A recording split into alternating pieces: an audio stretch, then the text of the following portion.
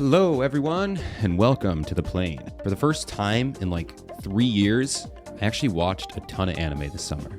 Normally I watch maybe like 1 or 2 seasonal shows per year, but for some reason this summer a bunch of shows stood out to me and I was like, oh, I'm gonna give them a shot. I ended up watching 5 shows, which is, I know it's not really a lot, but it's a lot for me, all right? Also, technically I watched 6 shows this summer, but I don't really want to talk about Run a Girlfriend Season 4, all right? It's my own personal torture that I'm forcing myself to watch, and I don't want to talk about it, all right? So what I wanted to do is I just kind of wanted to like talk about the shows because they're all like really, really good.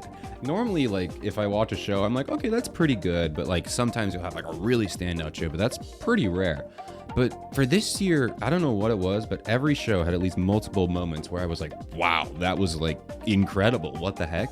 And it came from shows that I was not expecting. They're not all niche. There's a couple season 2s in there, but most of the ones that I watched were just like first times, just like throwing stuff at the wall. And I was like, how are they all incredible? So I just kind of want to talk about them. Also, I don't want to bore my friends with how much I yap about these shows, so I'm telling you guys so I don't annoy my friends. All right, let's talk about some cool stuff I watched this summer.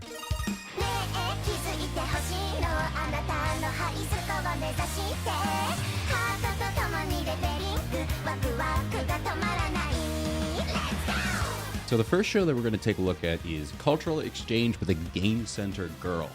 So this show is incredibly cute, and if you know anything about me, I love cute things. Big fan of Klee from Genshin, Ibuki, Blue Archive. I love cute things. I was looking through and I saw Lily-chan and I was like, I'm in love. I'm watching the show. I didn't know what it was about. So I watched the trailer and it's really cool.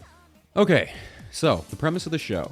This girl, Lily Baker, moves to Japan from England with her dad and her mom.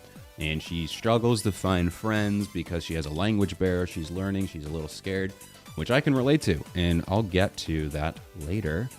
On her way home from school, she finds an arcade and decides to go in, where she meets our love protagonist, Renji. She instantly falls in love with him. Renji ends up becoming her first friend, and on top of that, helps her learn Japanese through the use of a shared notebook. Thus, a rom-com begins. What follows is kind of exactly what you expect. It's just like a nice, simple slice of life with a light rom-com in there.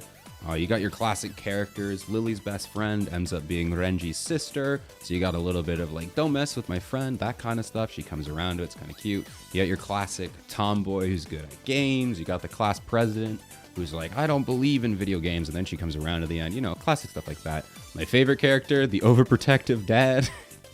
Who in the entire show is drawn with the JoJo thick lines art style. It's hilarious and I love it. But all in all, like, it's just like a cute, wholesome little show. Now I love this show, but the main reason I'm like talking about it here is the voice acting. As you can tell, the character, Lily Baker, and her family are from England. And I gotta be honest, Japanese people talking in English, not the best, not the best track record. I wish I were a bird. I am a scientist. And honestly, when I heard that, I was like, ugh, I don't know if I could listen to 12 episodes of this. But I gotta be honest, they nailed it. I don't know if they like hired like just people who could do a lot better, or they just hired some British people to actually like help them through their pronunciation and stuff like that. But they did a really good job. Now, it's not like perfect. There's a lot of times when you're like, okay, that's clearly a Japanese accent. But most of the time, you can hear not just that they're speaking good English, they have a British accent. Like most of Lily's lines are like, oh, that's a British person. Definitely her mom. I think her dad sometimes leans a little bit into the, fitting to his art style, the JoJo-esque pronunciation of lines. But he does a fantastic job too. Now, the one thing I was a little concerned about was, as you get further and further into the show, you hear the characters speak less and less English. So I was like, okay, maybe they just front loaded it and they're just going to speak Japanese the rest of the show for ease, whatever, right? But the more I thought about it, the more I was like, actually, that's kind of how it works in real life. As someone myself, I used to live in Germany up until 3rd grade. I lived there for 5 years. And that's basically what happened to my family too. We went there having no experience, we didn't know anything about German. Within like a month, I became not fully fluent, but very close to it. By the end of my 5 years, I just was fluent. And that's just how it happens in the show. the more and more you stay there, the more you just, it's very easy, especially for kids. Kids learn languages so quickly. Now, I think Lily was a little older. She's in middle school, but that's still an incredibly normal speed to learn a language. And she wouldn't want to be speaking English in public because she's not there anymore. So she would be speaking Japanese, so it makes sense. The other small, minute details I liked was the fact that they speak Japanese in the household. Now, sometimes I was like, okay, well, they're just doing that for us, the viewer. But honestly, if you move to a different country and you want your daughter to learn, I have also had it put in my household. We're like, okay, today we're just going to speak in German to practice our German, you know? So it totally makes sense. I think the one downside to the show, though, would be the copious amounts of odd long sign. I don't really know how many British people actually listen to this song, but according to this world, every single person in Britain has Odd Long Syne in their head, playing on repeat. And you know what? I don't need any British people to confirm that because I know it's true. All in all, this is a fantastic show. 100% recommend if you like, just want some cute, wholesome, and adorable to throw on. Definitely check it out.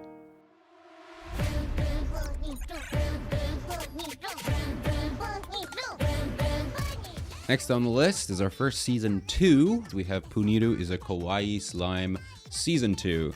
I really liked the first season. The art is like super vibrant. It's like, I love the big bright neon aesthetics. There's not too many shows that do that anymore. The animation is fun with the main character being a slime and going all over and morphing and being squishy. It's just so fun. So I'm going to be really quick here about season 1, but basically Kotaro is a kid. He had no friends due to his obsession with cute things. They all thought it was weird, so they bullied him. So instead, he decided to make a slime, and it came to life, and that became his friend. So the whole show is Puniru just doing silly antics, doing crazy stuff, switching into different kinds of outfits and characters, so that Kotaro will finally admit that she is cute. So that's the main premise. Season 1 is very episodic. It's just a bunch of like cute, like funny bits, you know, nonstop, really hilarious. I genuinely like a lot of the bits in the show.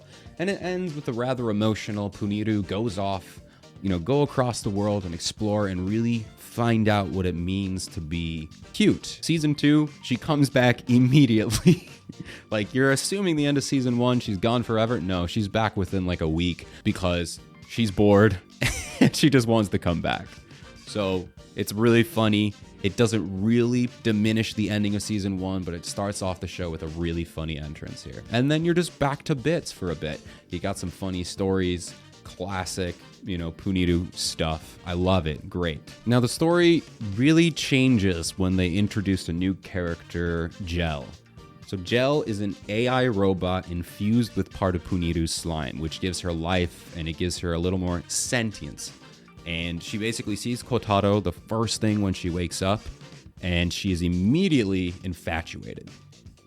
And I'll be honest, I didn't really like this character when she was first introduced because she is very sexual. There's a lot of other like fan service scenes in the show, but they're not that bad. But like, she's just a whole different ball game. She is like seducing, touching. It is a very abrupt change from the show. It's very shocking. You're like, whoa, what is that? As the show goes on, you'll see why that's a thing. But I definitely did not enjoy that at first, and I could see why people wouldn't like it. But I promise there is a payoff for that at the end. So after Gel is introduced, you still get some more, you know, cute and funny stuff, but now just with Gel being sort of the love interest with Puniru. They never really go into how Puniru feels. She just wants Kotaro to call him cute. But now we have Gel part of the crew, and then the show gets a little bit existential. It's not like super dark, but the whole idea of Puniru is that she's a slime, a toy created by Kotaro, and it comes to life, and then they become friends. And Gel, being in love with him, is just confused and mad about why he chooses Puniru over Gel, where Gel is this perfect, you know, interpretation. She can Google anything and be the exact person that Kotaro wants to be. And Kotaro's just not into that. He just is not interested. He keeps hanging out with Puniru. And so she's just in this moment of rage. She's like, and it's kind of graphic and very intense, where she's just like yelling at Puniru about, you're just a toy. I'm like a perfect human. She's trying to get Puniru to leave. being like, I'm a human. I'm more human than you'll ever be. It all leads to this one scene where they're all at a karaoke bar doing some homework, and Jell is outside trying to be the best help she can be so she can impress him. So she ends up using her slime abilities to absorb all the information, which is very unhuman, and she's trying to be the perfect human. So she thinks it's embarrassing. So Kotaro comes outside and catches her doing this, and instead of being scared of her, he's like, wow, that's really cool. You're so cool. You're an AI robot. I wish I could be like you. I'm not that cool. That's where most shows would be like, okay, her self-confidence is solved. Kotaro is being nice to her. He's like, you're fine the way you are. You're perfect the way you are. And then maybe they would get over it, but not in this show. In this show, that causes her to break, to fully snap. She does not like the fact that she is a robot, this, being. She hates the fact that she will never be seen as a real human to Kotaro. That causes her to go insane. And then the story gets even cooler.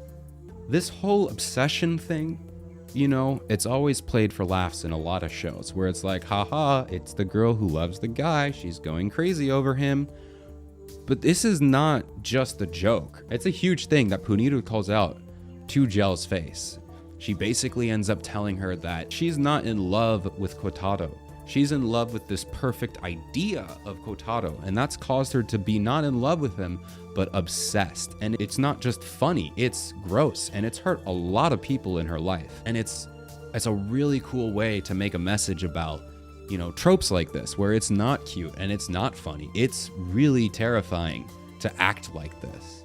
So it was really well done. Even though I still don't like a lot of the parts of those scenes, it makes so much more sense as to why they were like that. And me feeling uncomfortable was part of that, because you're supposed to feel uncomfortable. I know, it is a lot of times in a lot of shows that is played for laughs. And I gotta admit, sometimes it can be funny if it's done really well. But it is really nice that they call that out. I haven't seen too many shows, at least with this premise, Your simple slice of life shows usually aren't going to do something like that, have that powerful a message. Anyway, I really love this show way more than I thought. The first season was awesome. I loved the silliness of it. The show is incredibly hilarious. It's really funny.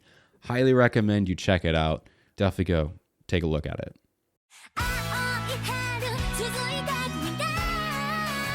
All right, Dress Up Darling Season 2. I'm going to be honest, it took me a while to get into Season 1, but overall, I ended up really enjoying it. It's like a super cute, wholesome show. There's nothing groundbreaking about the show except for the insight into the cosplay world, which is really interesting, but overall, it's super charming, and I did end up really liking it. Season 2 started kind of the same, just, your standard cute and wholesome stuff, making outfits and going to cosplay events, all that stuff, but then Episode 5 came out and just changed everything. And I'm not just talking about the random Muppet section, which was hilarious and random. I loved that. Almost out of nowhere, starting in Episode 5, the cinematography just went off. Before that, it was like a standard show, nothing crazy about it. But after Episode 5, I guess the director said, screw it, I'm making a masterpiece, my magnum opus. The whole opening scene is just brilliantly shot. They have zoom shots, spiraling out of the rice bowl, over the shoulder shots, and just incredibly cool establishing shots. The scene of Gojo awaiting the bento is almost entirely filmed like a horror sequence. It just all the time perfectly building up your tension. Oh, Gojo's gonna eat some gross food. You really feel the dread that's coming.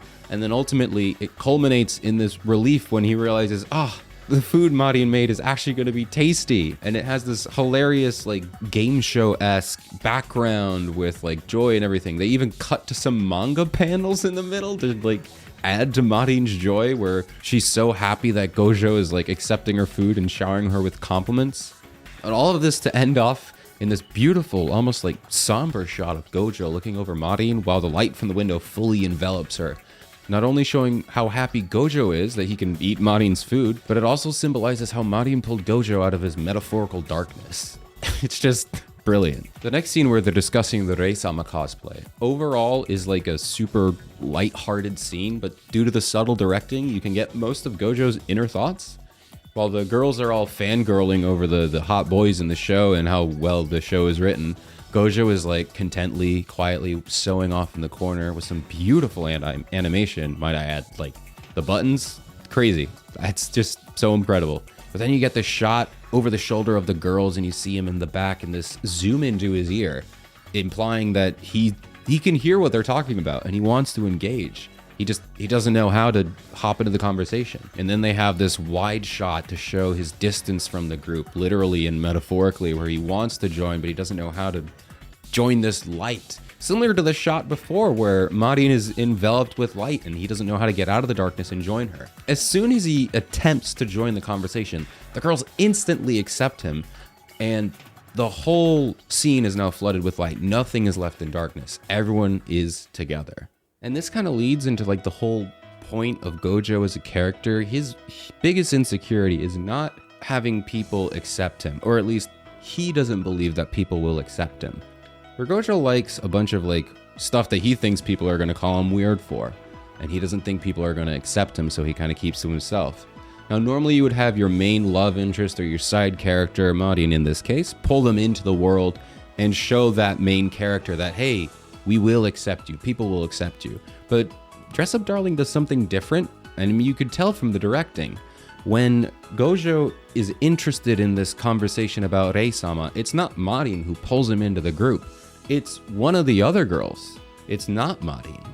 She shows interest, showing Gojo that it's not just Marin helping him join the group. It's that people are interested in talking to Gojo. It's not just Marin having him join the group.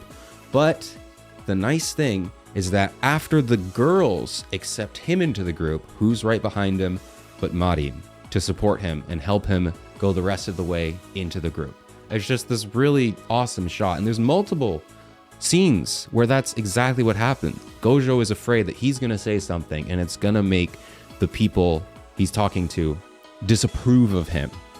And it's not Marin who changes their mind. It's the people themselves that he's talking to saying that, no, we accept you. And then Marin is behind him to support him. It's just this brilliant, brilliant decision. Marin is there to give Gojo the opportunity to open up to people, but it's not her pulling him into the group. It's about him deciding to tell people and then realizing that those people he's opening up to are totally into him joining the group. And that's just a really cool message. I like that. Every single shot in the rest of this show is incredible. Huge shout out to the one in episode 7, the entire DSLR handheld one take. It's just such a genius idea for a shot. I'm sure it's been done before. I love that it's in here. I'm not really sure how anime production works, but the director is listed as Keisuke Shinohara. If you're responsible for this episode 5 and onward, I wish you did it for the whole show, but oh my god, give this man a raise. Direct every single show for the rest of time. Go watch Dress Up Season 2.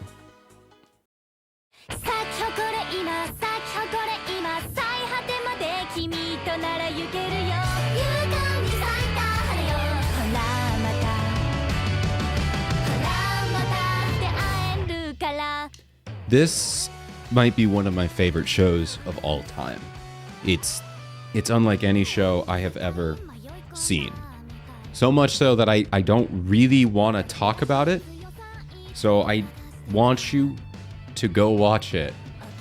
And I mean it. It's not like the go watch it right now. What do you mean? I mean seriously. If you have not witnessed Turkey Time to Strike, this is a serious... You need to see this show. It changed my life. Now, I love my niche sports anime. You got Medalist, fantastic one that came out last season. Birdie Wing, an incredible JoJo-esque inspired golf anime. You got Ginban Kaleidoscope, another figure skating show, but the premise is absurd, and I love it. I've even watched a show about competitive rock climbing, which was kind of cool. So when they announced a show about bowling, I was hooked. And I was like, oh, bowling? Yeah. I've seen so many random sports and animes. Bowling, I cannot believe it hasn't happened. Let's see what this thing has to offer. And I I was not prepared for the life-changing experience I was about to endure. Turkey Time to Strike stars a group of 5 girls of the Ikokukan High School bowling team. The captain is Mai, and Rina is the prodigy. And we got other 3 girls, Sayori, Nozomi, and Narase. And they don't really care about bowling at the beginning. You know, they're just kind of there for fun, having a good time. Mai is too. Rina is definitely there because she wants to lead the team to victory. She wants Mai, who she knows has the potential to be one of the greatest bowling legends of all time. It's something is holding her back, and Rina wants her to push through that. And the other 3 don't really care, but all of them together are going to realize by the end of the show how important bowling is to their own life. This is a story about loss, regret, pain, self-doubt, friendship, love, community, forgiveness, and never giving up no matter what threatens you. This story tells you that you will mess up. You will hurt people. You will hurt yourself. But in bowling, there's always a second throw. There's always a chance for you to try again. There's always a chance for you to say, I'm sorry. There's always a chance for you to be happy. I know I'm being vague about the show, but trust me, you'll understand if you watch it. I don't know what it is about shows that aren't an adaptation of a manga. I mean, those shows are fantastic, as you've seen from the rest of the ones on my list, but they're always just a hit for me. I don't know why. Maybe it's because the manga is like, okay, we know this one's gonna work if we animate it. And so to get a non-adaptation to go, it just needs to be unlike any show you've ever seen. And I guess sometimes they fail, but for me, they always hit. And this is no exception. The directors Susumu Kudo and Naomi Hiruta, you guys have made one of the most influential shows in my life, and I cannot wait to see what you do next. The show is incredible. A perfect 4 out of 5. If you watch no other show from the summer 2025, this is the one you should watch. Nothing could ever compare to it. Except for City the Animation!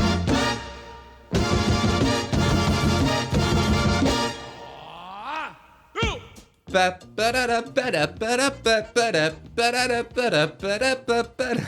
go! City the Animation, guys! That's right, baby. Keiichi Arawi is back. Watashi no kyou wo ohiru wa... Chan! Cheeseburger. Cheeseburger? Cheeseburger. Otaka? Nani ga omoshirou koto o nai ko desu ka? Nani ga oshiro? Taco de gozaimasu. Baka. Horata ne yo, Mitsuami. Soroban! Yeah!